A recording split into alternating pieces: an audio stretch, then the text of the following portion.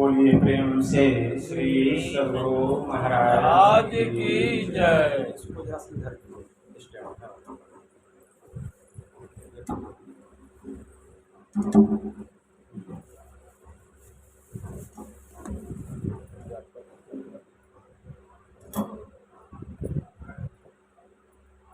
श्री सद्गुरु महाराज की जय।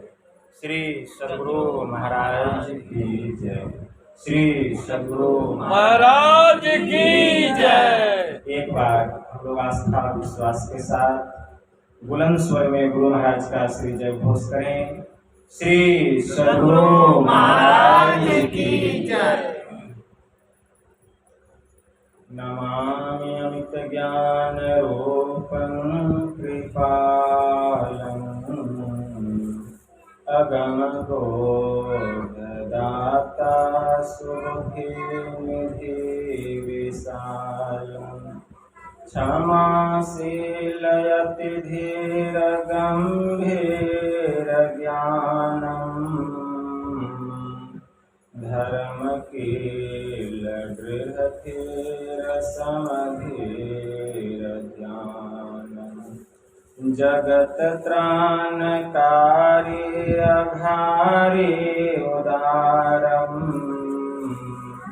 भगत प्राण रूपं दयागुण अपारम् नमो सतगुरुम ज्ञानदाता सुस्वामी नमामि नमामि नमामि नमामि नमामि नमामि नमामि नमामि।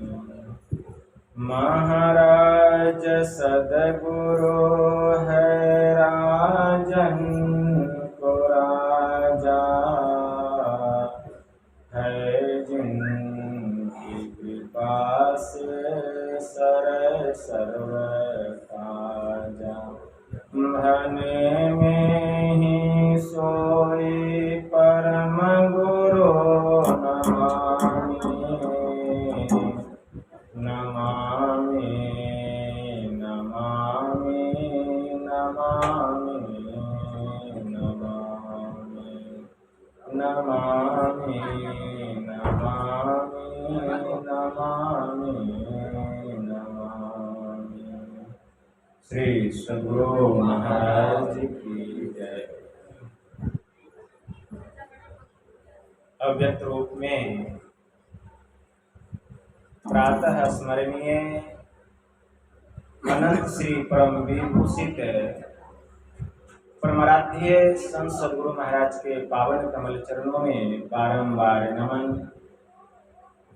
आदरणीय सत्संग प्रेमी गुरुजनों, भक्तिमती माताओं एवं धर्मशिला बहनों, हम लोगों को सर्वविदित हो चुका है आज का यह संत मत सत्संग का आयोजन हमारे श्री गिरवर बाबू ने अपनी पोती के जन्म दिवस के उपलक्ष्य में बड़े ही हर्षोल्लास के साथ घर परिवार के समस्त लोगों ने मिलजुल कर यह संत मत सत्संग का आयोजन किया। इस संत मत सत्संग के द्वारा ज्ञान योग युक्त एकमात्र ईश्वर भक्ति का संदेश दिया जाता है, उपदेश दिया जाता है। प्रत्येक प्राणी मात्र को बोध कराया जाता है कि ज्ञान क्या है, योग क्या है, भक्ति क्या है, जीव क्या है, माया क्या है, ब्रह्म क्या है। इन सभी रहस्यमयी बातों का ज्ञान सत्संग के माध्यम से यह जो जीव अबोध बना हुआ है, सत्संग श्रवण करते करते एक दिन वह सुबोध और परम ज्ञानी हो जाता है। अभी इस स्तुति, संत स्तुति और गुरु वंदना से पाठ का शुभारंभ हुआ। हम लोगों ने अति ही मनोयोग पूर्वक भक्ति युक्त ढंग से पाठ का श्रवण किया। तत्पश्चात परमाराध्य के द्वारा स्वलिखित सदग्रंथ सत्संग योग चारों भागों से हम लोगों ने भाग 1, 2 और 4 का भी श्रवण किया। पाठ के क्रम में हम लोग वैदिक मंत्रों को सुन रहे हैं। वेद में मंत्र आया, वेद भगवान उपदेश कर रहे हैं कि ओम युञ्जानः प्रथमं मनस्तत्वाय सविता धियम अग्निर्ज्योतिः नित्याय पृथिव्या अध्यावरत। मतलब इस मंत्र के द्वारा वेद भगवान उपदेश करते हैं कि हे मनुष्यों, अगर तुम उस जगत प्रसव करता, सृष्टि करता, सर्वेश्वर का, परमेश्वर का तत्व ज्ञान प्राप्त करना चाहते हो तो सबसे पहले बुद्धि योग करो, फिर मानस योग करो तथा अग्नि की ज्योतियों को एक करके योग की दृढ़ भूमि पर अपने आप को अच्छी प्रकार धारण करो। इसमें 3 बात आई। सबसे पहला बुद्धि योग, दूसरा मानस योग और तीसरा अग्नि की ज्योतियों का योग। तो जो सबसे पहली बात है कि बुद्धि योग करो, अगर उस सृष्टिकर्ता सर्वेश्वर का तत्व ज्ञान प्राप्त करना चाहते हो तो बुद्धि योग करो। बुद्धि योग अर्थात सत्संग करो। गोस्वामी जी ने मानस में लिखा, बिनु सत्संग विवेक न होई, राम कृपा बिनु सुलभ न होई। मतलब बिना सत्संग किए सार क्या है, आसार क्या है, क्या करना चाहिए, क्या नहीं करना चाहिए, यह विवेक होने वाला। यह विवेक कहाँ होगा? सत्संग में होगा, सत्संग में होगा। सत्संग में ही विवेक होगा, सत्संग में होगा अवश्य, लेकिन यह सत्संग भी जब तक ईश्वर की कृपा नहीं होगी मिलने वाला। आज हम लोगों के ऊपर में ईश्वर की विस्तृत कृपा हो रही है, जो कि हम लोगों को यह सत्संग मिल रहा है। राम कृपा बिनु सुलभ न होई। मतलब राम जी की कृपा आज हो रही है, जो कि हम लोगों को यह सत्संग सुलभ हो रहा है। इसलिए पहले बुद्धि योग करो, अर्थात सत्संग करो। सत्संग को 3 भागों में बांटा गया, खूब याद रखिए। पहला है उत्तम कोटि का सत्संग, जिसको प्रथम श्रेणी का सत्संग कहा गया। फिर मध्यम कोटि का सत्संग, जिसको द्वितीय श्रेणी का सत्संग कहा गया। उसके बाद तृतीय श्रेणी का सत्संग। उत्तम कोटि का जो सत्संग है, उच्च श्रेणी का जो सत्संग है, प्रथम श्रेणी का जो सत्संग है, वह क्या है? तो इसके पहले हमें यह समझना पड़ेगा कि सत्संग कहते किसको हैं। हमारे मन में जिज्ञासा होती होगी कि सत्संग क्या है, सत्संग किसे कहते हैं। तो सत्संग 2 शब्दों के मेल से बना है। पहला है सत्य और दूसरा है संग। सत्य किसको कहा गया और संग कौन करेगा? तो सत्य सोई जो बिन से नाही, अचित चेतन सकल घट माही, रहे आनंदे सकल आनंदा, अताते नाम सचिदानंदा। सत्य वही है जिसका किसी काल में नाश नहीं होता। सत्य वह है जिसमें कभी परिवर्तन नहीं होता। सत्य वह है जो कहीं आता जाता नहीं है, जो एक रस है, सब जगह भरपूर है। जो सब जगह एक रस है, वह कहाँ आएगा जाएगा? वह सत्य क्या है? वह सत्य है एक परमात्मा, एक ईश्वर, वही सत्य। उस सत्य को ही परमपिता परमात्मा कहा गया, इसलिए वह परम सत्य परमात्मा है। उसका कभी भी नाश नहीं होता है, उसमें कभी कोई परिवर्तन नहीं होता है, और उसी परम सत्य परमात्मा के अंश हैं हम चेतन आत्मा। जैसे उस ईश्वर का नाश किसी काल में नहीं होता है, वैसे ही इस आत्मा का भी नाश किसी काल में नहीं होता। गोस्वामी जी ने मानस में लिखा है, ईश्वर अंश जीव अविनाशी, अचेतन अमल सहज सुख राशि, माया बस सब भयों गुसाई, बंधे कीर मरकट की नाई। ईश्वर का अंश यह जो जीव है यह अविनाशी है, इसका किसी काल में नाश नहीं होता। ईश्वर अंश जीव अविनाशी, चेतन अमल सहज सुख राशि। जिस दिन यह चेतन आत्मा मल रहित हो जाएगी, उस दिन हम सुख के भंडार में, सुख के घर में चले जाएंगे। जिस दिन यह आत्मा पवित्र हो जाएगी, आत्मा तो पवित्र है ही, लेकिन यह जो चेतन आत्मा है, इस आत्मा के ऊपर में शरीर और इंद्रियों का आवरण पड़ गया है। जब तक यह आवरण नहीं उतरेगा, तब तक यह चेतन मल रहित नहीं होगा। आवरण पड़ने के कारण, इंद्रियों का आवरण पड़ने के कारण, शरीर का आवरण पड़ने के कारण हमारे मन में कभी काम, कभी क्रोध, कभी लोभ, कभी मोह, मद मात्सर्य, इन षड विकारों का हम शिकार बने हुए हैं। यही कारण है कि हमें अपना ज्ञान नहीं हो रहा, अपनी पहचान नहीं हो रही है। चेतन अमल सहज सुख राशि, यह जो आत्मा है यह भी अविनाशी है। जैसे ईश्वर का किसी काल में नाश नहीं होता है, वैसे ही आत्मा का भी किसी काल में नाश। जो बात गोस्वामी जी मानस में लिखते हैं, वही बात श्रीमद् भागवत गीता में भगवान महायोगेश्वर श्री कृष्ण अर्जुन को बता रहे हैं कि हे अर्जुन, नैनं छिद्यन्ति शस्त्राणि, नैनं दहति पावकः, न चैनं क्लेद्यन्त्यापो, न शोष्यति मारुतः। कि यह आत्मा ऐसा है, इसको किसी भी अस्त्र शस्त्र से काटा नहीं जा सकता। नैनं दहति पावकः, यह आत्मा ऐसा है जिसको अग्नि जला नहीं सकती। न चैनं क्लेद्यन्त्यापो, यह आत्मा ऐसा है जिसको पानी गीला नहीं कर सकता।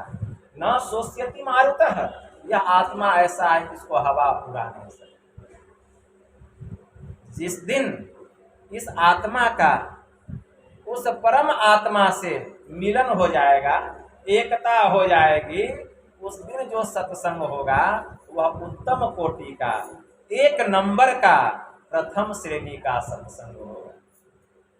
लेकिन यह बात जितना कहना सहज है, सरल है, करना उतना ही कठिन है। इसलिए गोस्वामी जी ने विनय पत्रिका में लिखा कि रघुपति भगति करत कठिनाई, कहत सुगम करनी अपार, जानई सो जेहि बनि जाई, जो जेहि कला कुशल, ता कह सुलभ सदा सुखकारी, असफरी सन्मुख जल प्रवाह, सुरसरी भई गज भारी। ज्यों सरकरा मिलई सिकतामह, बलते नहीं बिलगावे, अति रसज्ञ सूक्ष्म पिपीलिका, बिनु प्रयास ही पावे। सकल निज उदर मैली, सोवई निद्रा तजी योगी, सोई हरिपद अनुभवई परम सुख, अतिशय द्वैत वियोगी। शोक मोह भय हरस दिवस निसी, देश काल तह नाही, तुलसीदास यही दशाहीन, संशय निर्मूल न जाए। गोस्वामी जी ने विनय पत्रिका में इसको स्पष्ट कर दिया कि रघुपति भगति करत कठिनाई, कि परमात्मा की भक्ति करके परमात्मा को प्राप्त कर लेना, यह काम बहुत कठिन है, सरल काम नहीं है। जितना कहने में सरल है, करके देखिए। युकिकोपीठिता से जब गुरु महाराज ने पूछा कि तुमको संत मत की साधना कैसी लगी, उसने क्या कहा, very easy and very hard. जो अभ्यास करता है उसके लिए एकदम इजी है, और जो अभ्यास नहीं करता है उसके लिए हार्ड है। इसलिए रघुपति भगति करत कठिनाई, कहत सुगम, कहने में कितना सरल है, और करनी अपार, करके देखिए। कहत सुगम करनी अपार जाने सो जही बनी जाए। लेकिन जो गुरु से सदयुक्ति जान करके करते हैं तो करते करते करते करते उनकी बन जाती है। कैसे बन जाती है?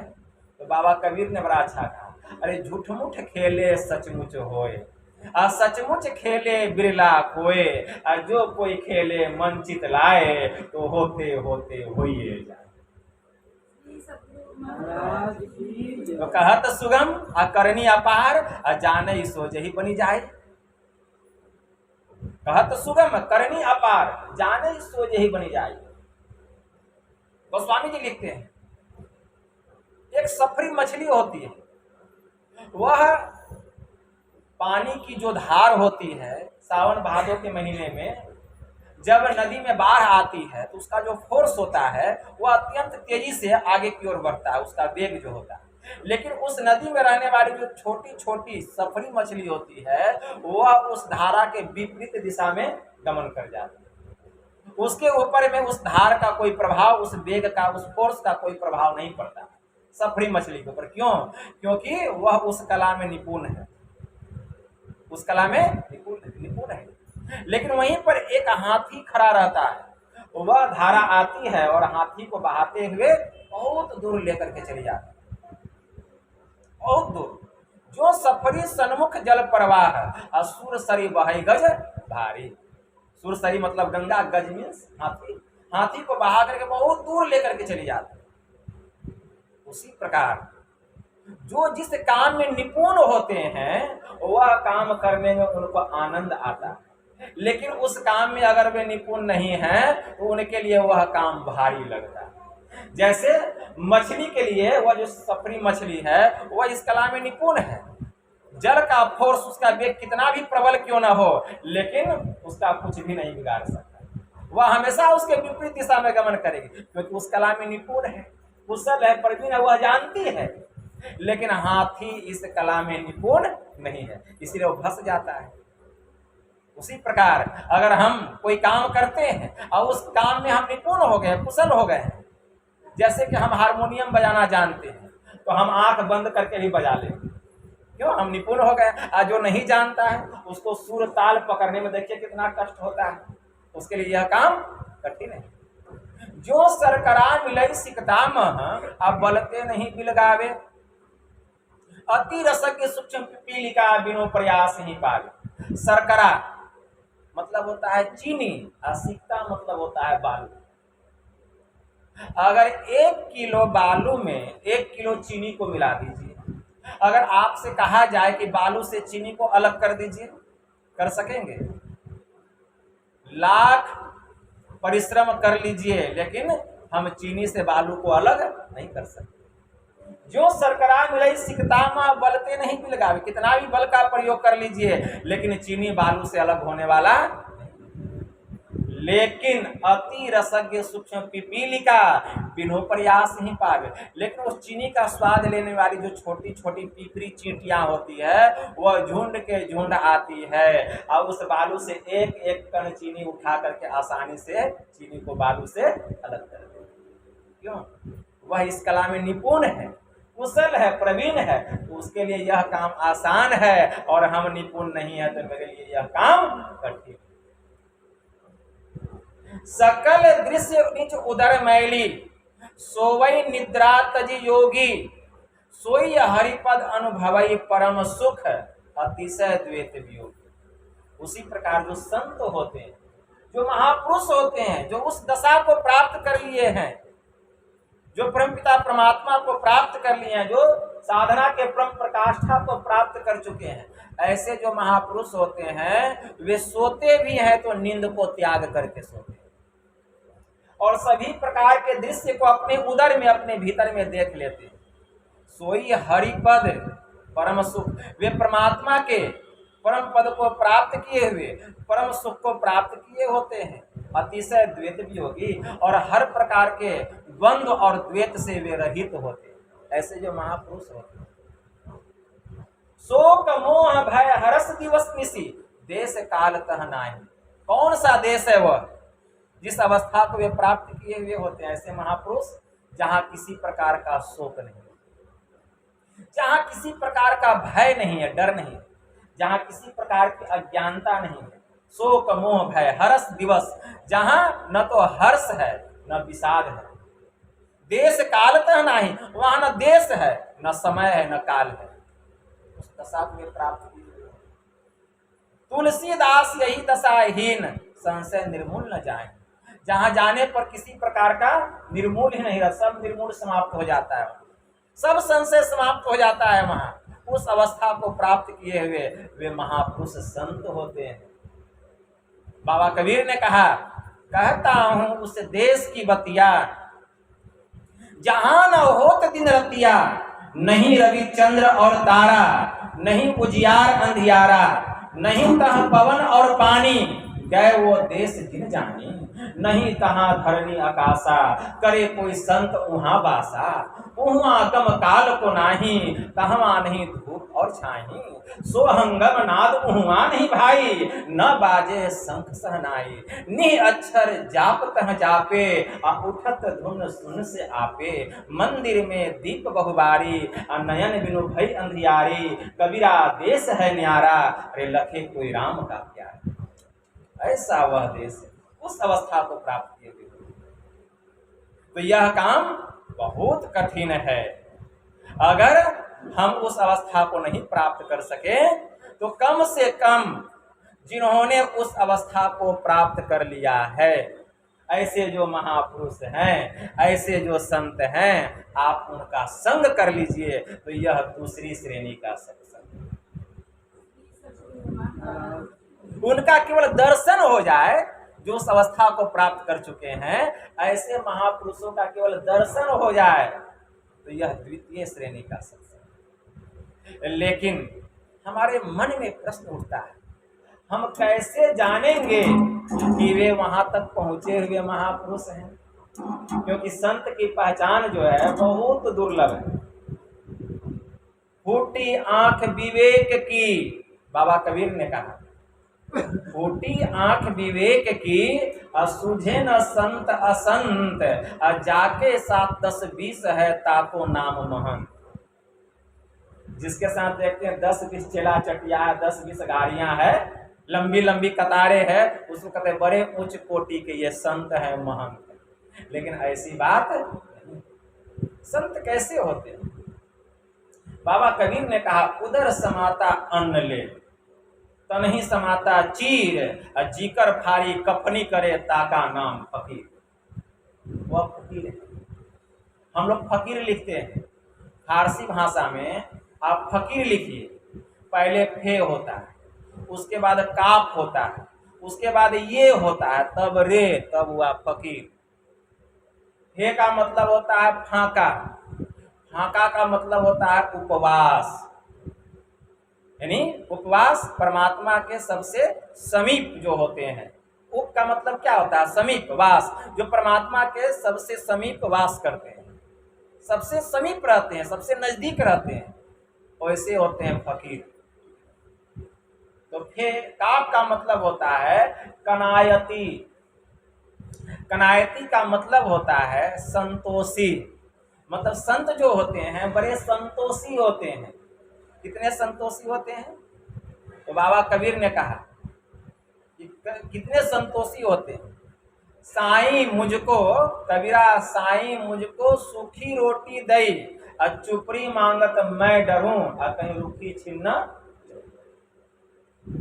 ऐसे होते हैं वे जो फकीर होते हैं, इतने संतोषी होते हैं। बाबा कबीर बड़े संतोषी थे।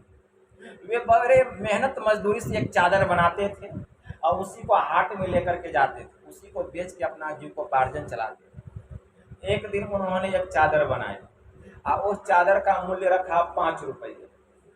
और वह चादर बेचने के लिए बाजार गए, सुबह से शाम हो गई लेकिन उनकी चादर नहीं बिकी। जो भी लोग आते थे चादर लेने, पूछते थे बाबा यह चादर कितने की है? तो बाबा कहते यह चादर 5 रुपए की।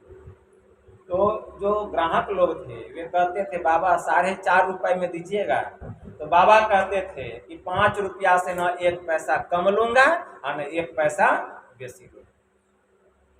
बाबा की चादर नहीं बिकी और बाबा के घर के बगल में जो व्यक्ति रहते थे उनकी सब चादर बिक गई। देखते हैं कि बाबा की चादर नहीं बिकी। वे पूछते हैं, बाबा क्या बात है, आपकी चादर नहीं बिकी? आपने चादर का दाम बहुत ज़्यादा रख दिया है क्या? तो बाबा कहते कि नहीं, मैंने चादर का दाम रखा है मात्र 5 रुपया। तो वे सोचते हैं कि यह चादर तो मैंने इससे भी विशेष दाम में बेचा है। अच्छा, एक काम कीजिए, यह चादर आप हमको दे दीजिए, मैं बेच करके आपको 5 रुपया दे दूंगा और जो बचेगा बेसी वह मैं रख लूँगा। तो बाबा कहते हैं मुझे तो 5 रुपए की ही जरूरत है, उससे ज़्यादा की जरूरत नहीं है। तो वे व्यक्ति ले लेते हैं और चादर लेकर के बैठ जाते हैं। अभी कुछ ही देर हुआ है बैठने से, एक व्यक्ति आते हैं, कहते हैं यह चादर कितने की है? तो वे व्यक्ति कहते हैं इस चादर का मूल्य है 8 रुपया। तो कहते हैं 7 रुपए में दीजिएगा? कहते हैं ले लीजिए। बाबा से दिन भर में वह चादर 5 रुपए में नहीं बिकी और वह व्यक्ति एकदम मिनट भी नहीं हुआ कि वह 8 रुपया कहकर 7 रुपया में चादर बेच दिया और बाबा को 5 रुपया दिया और कहा कि बाबा यह 2 रुपया मेरा मुनाफा हुआ जो मैंने कमाया। वहीं पर उनके एक शिष्य ने कहा, कबीरा चले हाट को कहे न कोई पतियाए, 5 टके का 2 पट्टा 7 टके को जाए। 5 रुपया का चादर 7 रुपया में बिक गया। तो इतने संतोषी थे बाबा कबीर साहब। तो जो संत होते हैं बड़े कनायती होते हैं, बड़े ही संतोषी होते हैं, बहुत संतोषी होते हैं। तो काफ मतलब हम जब फकीर लिखते हैं तो फे के बाद काफ लिखते हैं, तो काफ का मतलब होता है कनायती, वे बड़े संतोषी होते हैं। उसके बाद ये का मतलब होता है यादे इलाही, मतलब वे दिन रात परमात्मा के नाम में डूबे रहते हैं, प्रभु के याद में डूबे रहते हैं। उनको दुनिया की खबर नहीं रहती, बस अपने चित्त को विगत काम मम नाम परायण, अशांति विरति विनति मुदितायन। ऐसे संत होते हैं। विगत काम, वे कामनाओं के त्यागी होते हैं। मम नाम परायण, और अपने चित्त को प्रभु के नाम में लगा करके रखते हैं। शांति विरति विनति मुदितायन, वे शांति वैराग्य और विनम्रता के घर होते हैं, ऐसे जो संत होते हैं। और एक अर्थ होता है रियाज। रियाज का मतलब होता है वे तत्वदर्शी होते हैं, वे प्रभु को प्राप्त किए हुए होते हैं, ऐसे वे संत होते हैं। तो ऐसे संत की पहचान जो है बहुत मुश्किल है। अगर वे मिल भी जाते हैं तो हम उनको पहचान नहीं पाते। लेकिन हमारे परमाराध्य ने हम लोगों को एक थर्मामीटर दिए कि संत की पहचान क्या है। मुक्ति मार्ग जानते साधन करते नित्य, साधन करते नित्य सतचित जग में रहते, दिन दिन अधिक विराग अप्रेम सत्संग सो करते, दृढ़ ज्ञान समझाए बोध दे बुद्धि को हरते, संशय दूर भगाए संतमत स्थिर करते, मैं ही ये गुण धर जोई अब गुरु सोई सतचित, अरे मुक्ति मार्ग जानते साधन करते। ऐसे होते हैं वे महापुरुष, ऐसे होते हैं वे संत। पंखा से हमको दिक्कत हो रही है, इसको ऑफ कर, इसको ऑफ कर।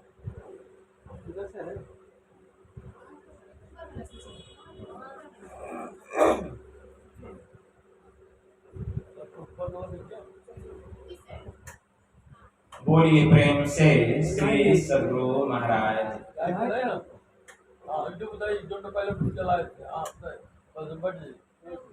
हमारे वजह से आप लोगों को भी परेशानी, आपको परेशानी हो रही है। तो ऐसे होते हैं संत। गुरु महाराज की वाणी में आया कि जो महापुरुष होते हैं, जो संत होते हैं, वे मुक्ति का मार्ग जानते हैं, मुक्ति मार्ग जानते, असाधन करते नित्य, और उसके लिए वे साधना करते हैं, सतचित जग में रहते, इस संसार में वे सदाचारिता पूर्वक रहते हैं। सदाचारिता पूर्वक मतलब झूठ, चोरी, नशा, हिंसा और व्यभिचार, इन 5 महापापों से अपने को बचा के रखते हैं, ऐसे जो महापुरुष होते हैं। और ये 5 महापापों से वही बचेगा जो कि ध्यान सत्संग करेगा। इसीलिए परम संत बाबा देवी साहब ने गुरु महाराज से कहने की कृपा किए कि लाला, जिस देश में अध्यात्म ज्ञान का प्रचार होगा, जिस गांव में अध्यात्म ज्ञान का प्रचार होगा, जिस समाज में अध्यात्म ज्ञान का प्रचार होगा, वहां के लोग सदाचारी होंगे। और जहां के लोग सदाचारी होंगे वहां की सामाजिक नीति अच्छी होगी, और जहां की सामाजिक नीति अच्छी होगी वहां की राजनीति कभी बुरी नहीं हो सकती। इसीलिए सबसे ऊपर लिखो आध्यात्मिकता, उसके नीचे लिखो सदाचारिता, उसके नीचे लिखो सामाजिक नीति, और सबसे नीचे रखो राजनीति। परम संत बाबा देवी साहब कहने की कृपा की, तो वह इस संसार में सदाचारिता पूर्वक रहते हैं, झूठ चोरी नशा हिंसा व्यभिचार इन 5 महापापों से अपने को बचा कर रखते हैं, सत्यचित जग में रहते हैं, दीन दीन अधिक विराग, प्रेम सत्संग सो करते, दिन प्रतिदिन संसार और संसार की वस्तुओं से उनके मन में प्रबल वैराग्य होते चला जाता है, और सत्संग के प्रति विशेष प्रेम उनके हृदय में उत्पन्न होने लगता है। दृढ़ ज्ञान समझाए, बोध दे कुबुद्धि को हरते, उनके शरण में चले जाने पर हमारे भीतर के जितने अवगुण हैं, जितने दुर्गुण हैं, सबका वे हरण कर लेते हैं और हमें सद्गुण से ओत-प्रोत कर देते हैं। दृढ़ ज्ञान समझाए, बोध दे कुबुद्धि को हरते, संशय दूर भगाए, संतमत स्थिर करते। उनके शरण में जाने पर हमारे अंदर के जितने संशय हैं सब समाप्त हो जाते हैं, हम अस्थिर हो जाते हैं, शांत हो जाते हैं।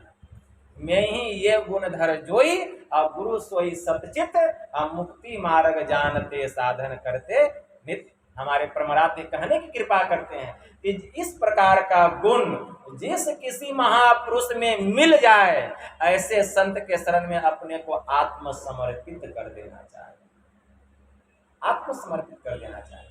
तो यह थर्मामीटर हमारे परमाराध्य ने हम लोगों को, ऐसे महापुरुषों का भी अगर संग हो गया तो यह द्वितीय श्रेणी का सत्संग। अगर ऐसा नहीं हो सका तो ऐसे जो महापुरुष हो गए, स्वामी रामकृष्ण परमहंस, स्वामी विवेकानंद जी महाराज, स्वामी बिरजानंद जी महाराज, स्वामी दयानंद सरस्वती, महर्षि मेही परमहंस जी महाराज, संत पलटू साहब, गुरु नानक देव जी महाराज, संत कबीर साहब, ऐसे महापुरुषों का जो अमृतमय जो उपदेश है, इनका जो ज्ञान है, वह संत वाणियों में भरा पड़ा हुआ है।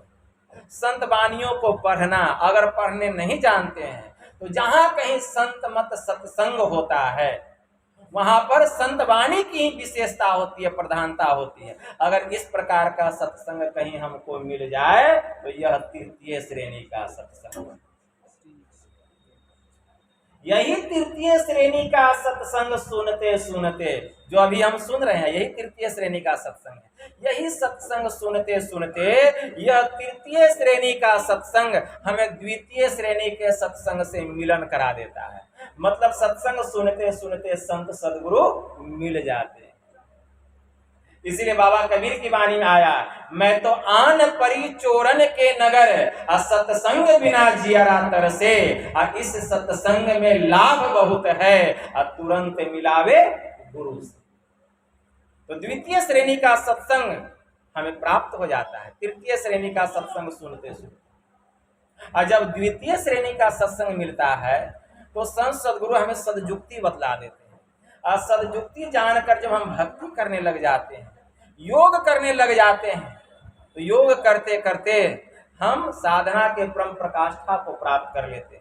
मतलब यही द्वितीय श्रेणी का सत्संग एक दिन प्रथम श्रेणी के सत्संग से हमें मिलन करा देता है। मतलब इस आत्मा को परमात्मा से मिलन करा देता है। तो कराने वाले कौन होते हैं? द्वितीय श्रेणी का सत्संग मतलब संत सदगुरु। संत सदगुरु जो होते हैं एक दिन हमें इस आत्मा को परमात्मा से मिलन करा देते। इसीलिए कहा गया कि गुरु क्या नहीं करते हैं, बहुत लोग कहते हैं अरे गुरु तो केवल मार्ग दर्शक हैं, वे तुमको रास्ता बतलाएंगे, करना तो तुम्ही को है। लेकिन मैं कहता हूं कि गुरु सब कुछ करते हैं, केवल वे मार्गदर्शन ही नहीं कराते हैं, क्या क्या कराते हैं तो सुनिए। एक बड़े उच्च कोटि के महापुरुष हो गए संत दादू दयाल जी महाराज, उनके परम शिष्य हो गए संत सुंदर दास जी महाराज। उनकी वाणी में आया कि संत क्या करते हैं सदगुरु, तो वे कहते हैं साचो उपदेश देत, भली भांति सीख देत, समता सुबुद्धि देत, कुमति हरतु है, मार्ग बतलाई देत, भावहु भक्ति देत, प्रेम को प्रतीति देत, अभरा भरतु। अरे ज्ञान देत, ध्यान देत, आत्म विचार देत, ब्रह्म को बतलाई देत, ब्रह्म में चरतु है। संत सुंदर संत कहे जग, सुंदर कहे जग, संत कछु लेत नाही, असंत जन तो निसी दिन कछु देवहु करतु। वे हमेशा देते ही देते। क्या क्या देते हैं अब इसको समझिए। साचो उपदेश दे, मतलब सदज्ञान का उपदेश करते हैं। संत जो होते हैं वे सदज्ञान का उपदेश करते हैं। भली भांति सीख देत, वे अच्छी अच्छी ज्ञान की बात, ध्यान की बात बतलाते हैं। समता सुबुद्धि देत, समत्व की प्राप्ति कराते हैं, सुबुद्धि की प्राप्ति कराते हैं। समता सुबुद्धि देत, कुमति हरतु है, हमारे भीतर के जितने अवगुण हैं उन सब का वे हरण करते हैं। इतना ही नहीं, मार्ग बतलाई दे, परमात्मा के पास जाने का रास्ता बतला दे। भावहु भक्ति देत, परमात्मा के प्रति हमारे हृदय में प्रेम को भरने वाले संत सदगुरु, भाव को भरने वाले संत सदगुरु हैं। भावहु भक्ति देते, प्रेम को प्रति देते, प्रेम को प्रतीति देते, ईश्वर के ऊपर विश्वास दिलाने वाले कौन है? संत सदगुरु है। इतना ही नहीं, संत सुंदरदास जी महाराज कहते हैं भावहु भक्ति देत, प्रेम को प्रतीति देत, अभरा भरतु है। ज्ञान देत, ध्यान देत, ज्ञान को देने वाले कौन है? संत सदगुरु है। ध्यान कराने वाले कौन है? संत सदगुरु है। ज्ञान देत, ध्यान देत, आत्म विचार देत, आत्म चिंतन कराने वाले कौन है? संत सदगुरु। आत्म विचार देत, ब्रह्म को बतलाई देत, अब ब्रह्म में चरतु है। ब्रह्म को बतलाने वाले, ब्रह्म में विचरण कराने वाले कौन है? संत सदगुरु। वे केवल मार्गदर्शन ही कैसे कराते हैं? सुंदर कहे जग, संत कछु लेत नाही, वो तो निश्चित दिन सब कुछ देवहु कर। ऐसे होते हैं सदगुरु। इसीलिए बाबा कबीर को कहना पड़ा कि संसार में गुरु की कमी नहीं है, लेकिन जो संत सदगुरु होते हैं, जो वो देते हैं, वह संसार का कोई भी गुरु देने वाला, वह क्या देते हैं? इस आत्मा का परमात्मा से मिलन करा देते हैं।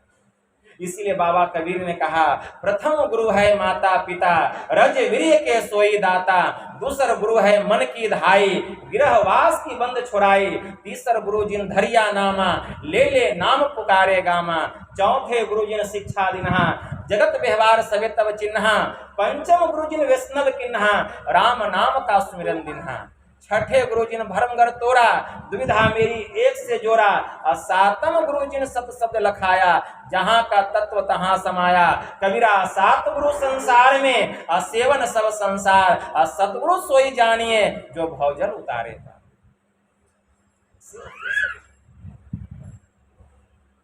तो यह तृतीय श्रेणी का सत्संग द्वितीय श्रेणी के सत्संग से मिलन कराता है, और द्वितीय श्रेणी का सत्संग जो है प्रथम श्रेणी के सत्संग से मिलन करा देता है।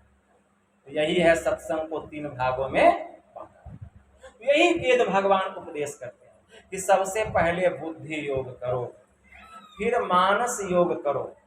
मानस योग को दो भागों में बांटा गया, एक मानस जप और दूसरा मानस ध्यान।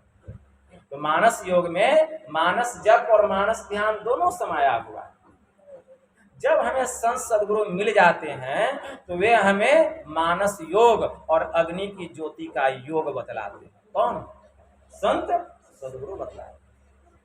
और अग्नि की ज्योतियों को एक करके योग की दृढ़ भूमि पर अपने आप को अच्छी प्रकार धारण करो। योग की दृढ़ भूमि क्या है? वेद भगवान का आदेश है कि अग्नि की ज्योतियों को एक करके योग की दृढ़ भूमि पर अपने आप को अच्छी प्रकार धारण करो। योग की दृढ़ भूमि किसको कहा है? ध्यान से सुनिए। एक बार अत्रि मुनि की कुटिया में याज्ञवल्क्य जी महाराज पधारे। तो अत्रि ऋषि जिज्ञासा करते हैं कि हे याज्ञवल्क्य जी महाराज, मैं जानना चाहता हूं कि वह जो अनंत और अविमुक्त आत्मा है उसको हम कैसे जाने। तो याज्ञवल्क्य जी महाराज कहते हैं कि हे अत्रि मुनि, ध्यान से सुनिए, वह जो अनंत और अविमुक्त आत्मा है, वह अनंत आत्मा अविमुक्त में ही प्रतिष्ठित है। वह अविमुक्त कहाँ है? अत्रि मुनि फिर जिज्ञासा करते हैं। तो याज्ञवल्क्य जी महाराज कहते हैं कि हे अत्रि मुनि, वह जो अविमुक्त है वह वरुणा और नासी के मध्य में प्रतिष्ठित है। पुनः अत्रि ऋषि जिज्ञासा करते हैं कि हे याज्ञवल्क्य जी महाराज, मैं यह जानना चाहता हूं कि वरुणा और नासी है क्या। पुनः याज्ञवल्क्य जी महाराज कहते हैं कि हे अत्रि मुनि, समस्त इंद्रिय कृत दोषों को जो दूर करता है उसी को वरुणा कहते हैं, और समस्त इंद्रिय कृत पापों का जो नाश करता है उसी को नासी कहते हैं। और इन्हीं दोनों के मध्य में वह अविमुक्त प्रतिष्ठित है। जो ब्रह्म ज्ञानी महापुरुष होते हैं वहीं पर ध्यान लगाकर अपने को जगाने की चेष्टा करते हैं, वहीं पर ध्यान लगा अपने को जगाते हैं। तो जब तक वहां हम ध्यान नहीं लगाएंगे, मतलब दृष्टियों की साधना करके जब तक दृष्टि की दोनों धार को वहां एक नहीं करेंगे, वहां अग्नि की ज्योति प्रकट होने वाला नहीं। जब तक भीतर में अग्नि की ज्योति प्रकट नहीं होगी, यह जीव जगने वाला नहीं है। अभी हम सोए हो गए, जगे नहीं है, जगाना है अपने को। इसी के लिए दृष्टि योग की साधना, जगाना पड़ेगा। ब्रह्मोपनिषद में भगवान शिव का महावाक्य, जाग्रते स्वप्ने तथा जीवो गच्छत्या गच्छते पुनः नेत्र अस्थम जागृत्रम विद्या कंठे स्वप्नम समाविशेत सुसुप्तम हृदय अस्थम तु तुर्य मूर्धनि संस्थितम। कि जागृत, स्वप्न और सुसुप्ति, ये तीन अवस्थाओं में जीव बराबर आता है और जाता है। जब तक यह जीव तीन अवस्थाओं में आएगा और जाएगा, जगा हुआ नहीं रहेगा, सोया हुआ रहेगा। जागृत अवस्था में जीव का वासा दोनों आंखों के मध्य में शिव नेत्र में रहता है, तब हम संसार के लोगों को देखते हैं, इसको जागृत अवस्था कहा गया। स्वप्न की अवस्था में जीव कंठ में रहता है, हम नाना प्रकार का स्वप्न देखते हैं। सुसुप्ति में हृदय में रहता है, यानी घोर अज्ञानता में हम चले जाते हैं, बेहोशी की अवस्था में कुछ भी ज्ञान नहीं रहता है। जब जागृत अवस्था में यह जीव रहता है तो शरीर का ज्ञान होता है, संसार का ज्ञान होता है। तो जीव के साथ में 4 अंतःकरण की इंद्रियां रहती है, 5 कर्मेंद्रियां रहती है, 5 ज्ञान इंद्रियां भी रहती है। जैसे ही यह जीव ससर करके कंठ में आता है तो हम स्वप्न देखने लगते हैं। तो उस समय जीव के साथ में 4 अंतःकरण की इंद्रियां रहती है, मन, बुद्धि, चित्त और अहंकार। ये 4 अंतःकरण की इंद्रियां जीव के संग में रहती है। कब? स्वप्न अवस्था में। इस शरीर का ज्ञान समाप्त हो जाता है, 5 कर्म इंद्रियों का ज्ञान नहीं रहता है, 5 ज्ञान इंद्रियों का भी ज्ञान नहीं रहता है। केवल 4 अंतःकरण की इंद्रियां जीव के संग में रहती है। कब? स्वप्न अवस्था में। जैसे ही हम गहरी निद्रा में चले जाते हैं, बेहोशी की अवस्था में चले जाते हैं, तो जीव वहां से भी ससर करके शरीर रूपी हृदय में चला आता है। तब जीव के संग में केवल एक ही इंद्रियां रहती है, वह है चित्त। एक ही इंद्रिया रहती है जिसका काम है स्पंदन करना है, जिससे हमारे फेफड़े में संकुचन और विमोचन की क्रिया होती है। हम श्वास पर श्वास की गति लेते हैं और छोड़ते हैं। लेकिन जैसे ही जीव इन 3 अवस्थाओं को पार करके चौथी अवस्था में जाता है, तब यह जीव का वासा मस्तक में हो जाता है। यह जीव जग जाता है। 13 3 अवस्था तजहु भजहु भगवंत, मन क्रम वचन अगोचर व्यापक व्याप्य अनंत। तभी उस अनंत परमात्मा को हम जान सकते हैं। जब तक 3 अवस्थाओं को पार करके हम चौथी अवस्था में नहीं जाएंगे, हम भक्ति रूपी मंजिल के प्रथम सीढ़ी पर भी कदम नहीं रख सकते। यह प्रथम सीढ़ी है जो अंधकार से प्रकाश मंडल में जाता है। भक्ति रूपी मंजिल की प्रथम सीढ़ी बतलाई गई। इसलिए बाबा कबीर ने कहा कि पहले अपने को जगाइए, इसीलिए दृष्टि की दोनों धारों को एक करके वहां अग्नि प्रकट कीजिए, ज्योति प्रकट कीजिए।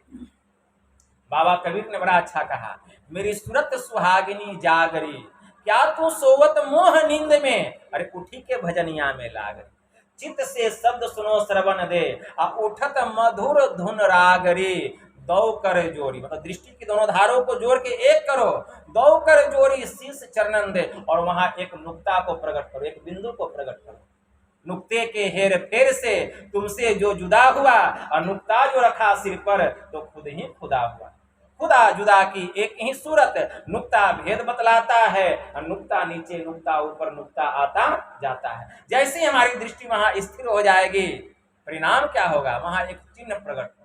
हमारी दृष्टि की दोनों धार प्रकाशमयी है, जब प्रकाशमयी दृष्टि की दोनों धाराओं का जहां मिलन होगा तो वहां जो चिन्ह प्रकट होगा वह ज्योतिर्मय बिंदु का होगा, क्योंकि दो रेखाओं का मिलन स्थान एक बिंदु कहलाता है। वहीं पर अग्नि की ज्योति प्रकट होगी और तब यह जीव जग जाएगा। यह तीन अवस्थाओं को पार करके चौथी अवस्था में, तुरीय अवस्था में चला जाएगा, तब जगेगा।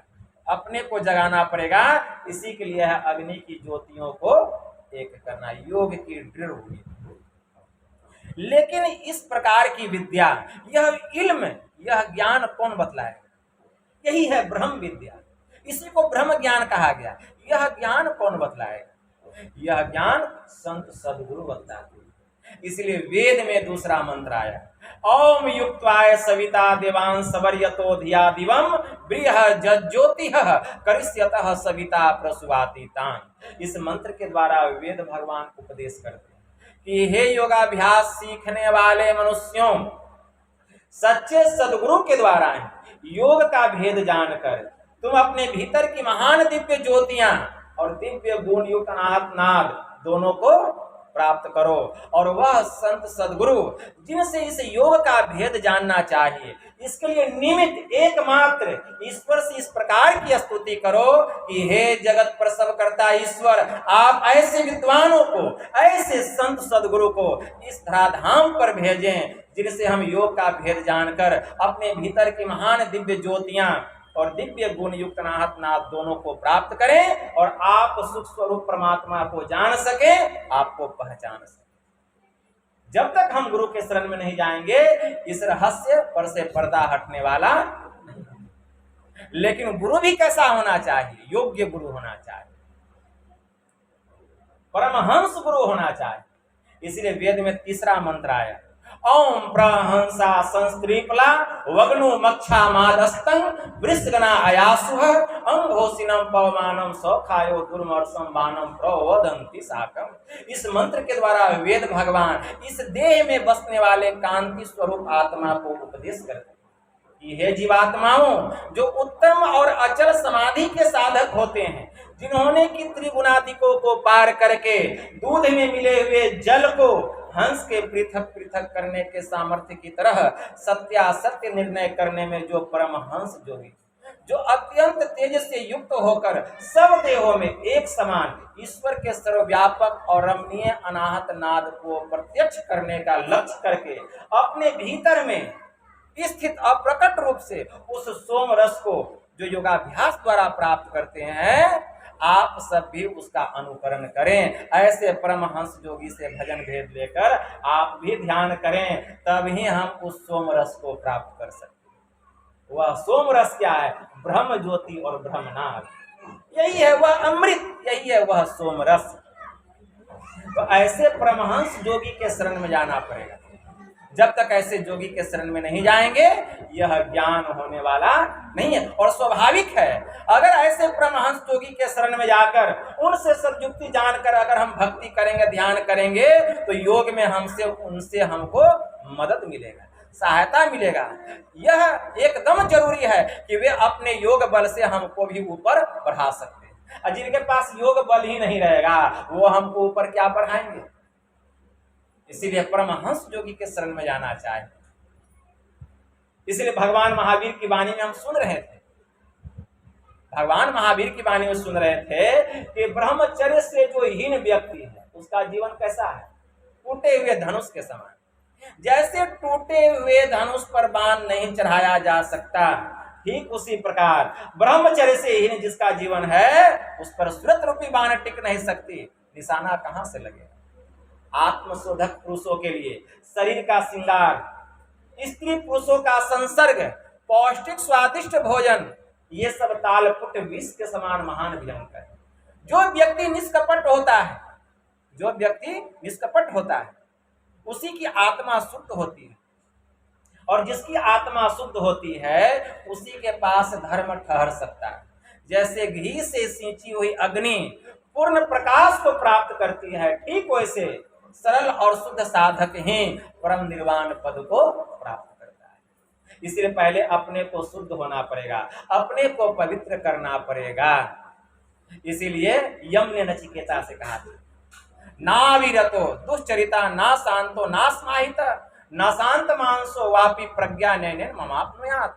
जो पाप कर्मों से निवृत्त नहीं हुआ है, जिसकी इंद्रियां शांत नहीं है, जिसका चित्त अशांत एवं असमाहित है, वह कभी भी आत्मज्ञान को प्राप्त नहीं कर सकता। इसलिए ना विरतो दुश्चरिता ना शांतो ना स्माहित न शांत मानसो वापी प्रज्ञा नैन ममाप्नुयात्।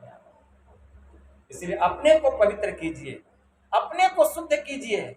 जब तक हम पवित्र नहीं होंगे, जब तक हम शुद्ध नहीं होंगे तो हम बुद्ध को कैसे प्राप्त करेंगे। बुद्ध का मतलब होता है परमात्मा, हम परमात्मा को कैसे प्राप्त करेंगे। और यह शरीर को तो हम गंगा जल से साफ भी कर लेते हैं, लेकिन भीतर में रहने वाला यह जो दूषित मन है इसको कैसे साफ करेंगे। श्री जवाल दर्शनोपनिषद में एक मंत्र आया है, ज्ञान शौचम परित्यज्य बाह्यो यो रमते नरः सह मूढ़ कांचनम त्यक्त्वा लोष्ठम गृह्णाति सुब्रत।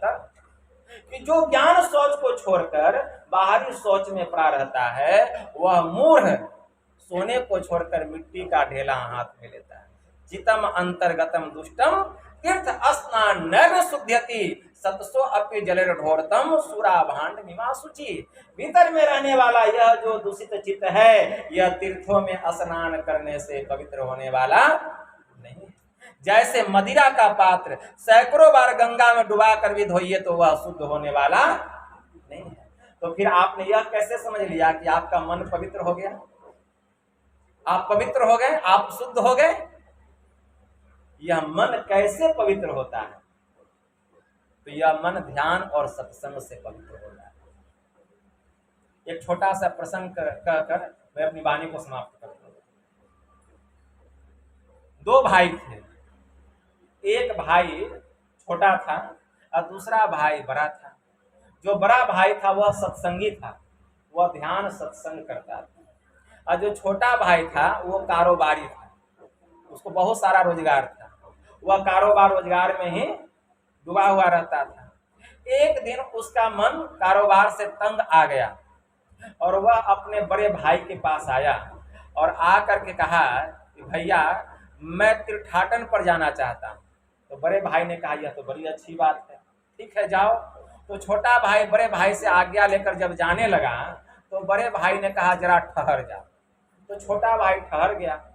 तो बड़े भाई के पास एक तितलौकी तुमरी था, कहा कि लो यह तुमरी, इसको तुम अपने साथ लेते जा, जिस जिस तीर्थों में तुम स्नान करना इस तुमरी को भी स्नान कराना, जिस जिस देवालय में जाकर धाम में जाकर मूर्तियों का दर्शन करना इसको भी दर्शन कराना। तो ले लिया, चला।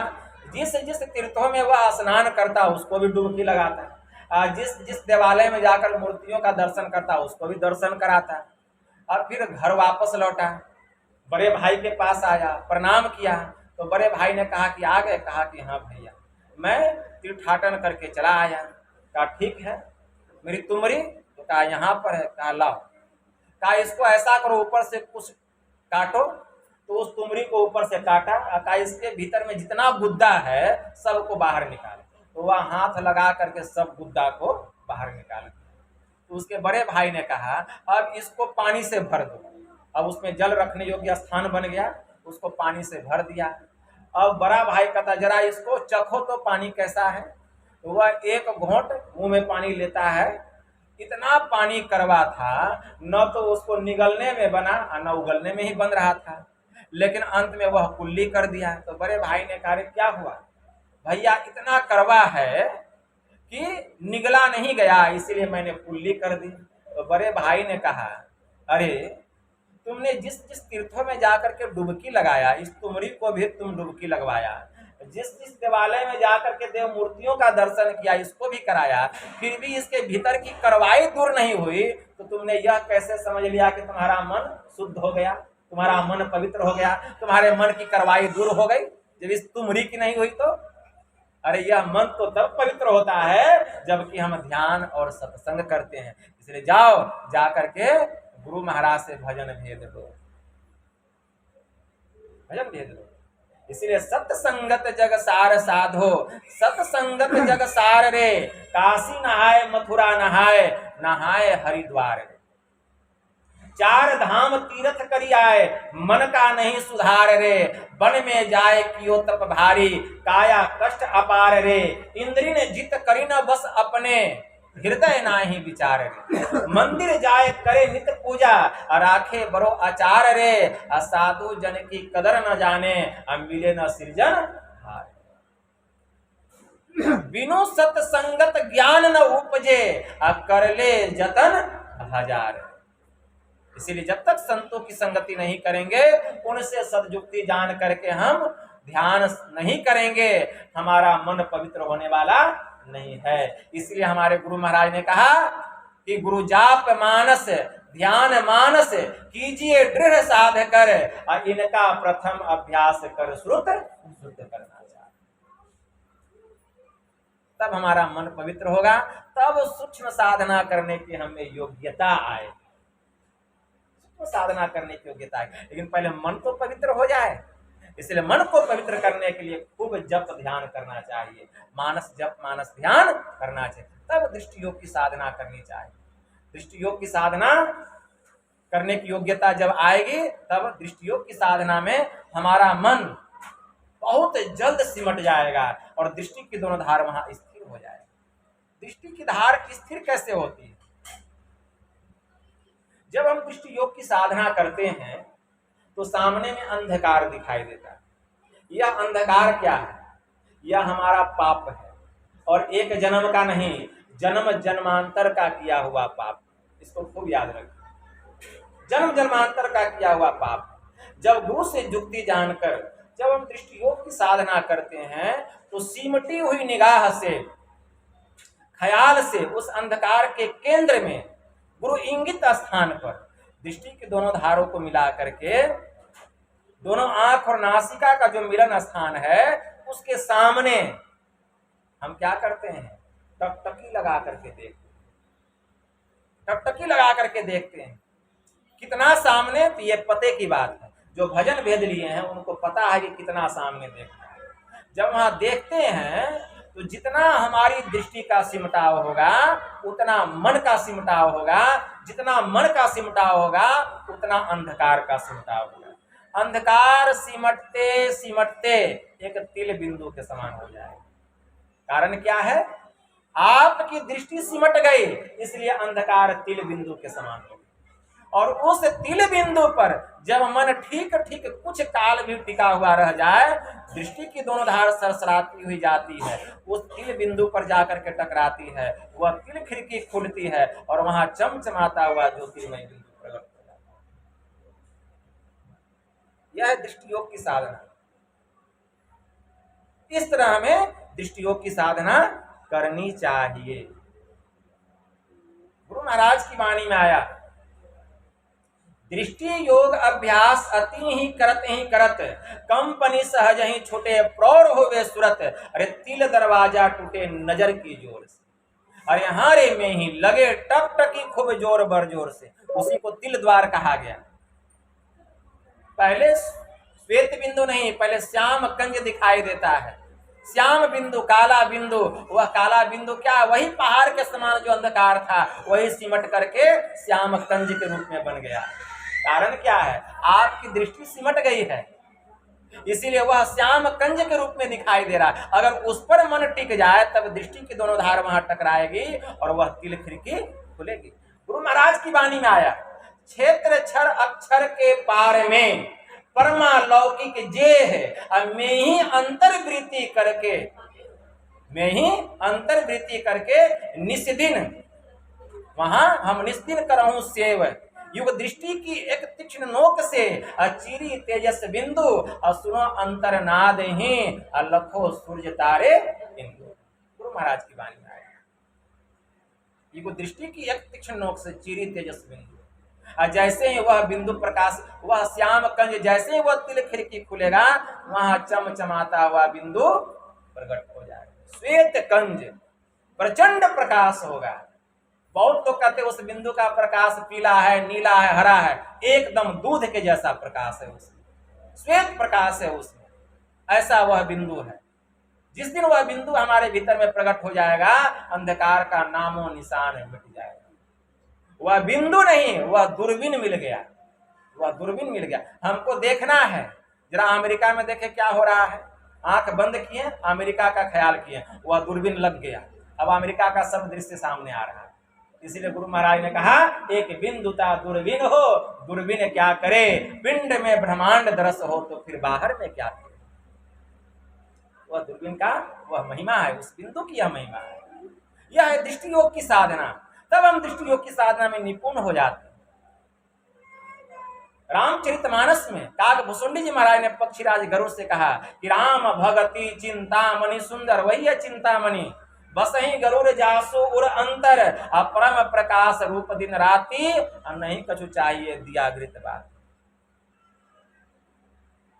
मोह दरिद्र निकट नहीं आवा, काम बात नहीं ताही बुझावा। अज्ञानता रूपी दरिद्रता उस मणि के प्रकाश के समीप नहीं आती, और वासना रूपी हवा, कामना रूपी हवा उस मणि के प्रकाश को बुझा नहीं पाती। उसी को बाल कांड में गोस्वामी जी ने लिखा, श्री गुरु पद नख मणिगण ज्योति, असुमिरत दिव्य दृष्टि ही होती, दलन मोह तम सो सुप्रकाशु, बड़े भाग उर आवै जासु, उघरहि विमल बिलोचन ही के, मिटहि दोष दुख भव रजनी के, सूझहि रामचरित मणि मानिक, गुप्त प्रगट जहाँ जो जही खानिक, जथा सुवंजन आंजी दृग, साधक सिद्ध सुजान, कौतुक देखहि शैल बन भूतल भूरि।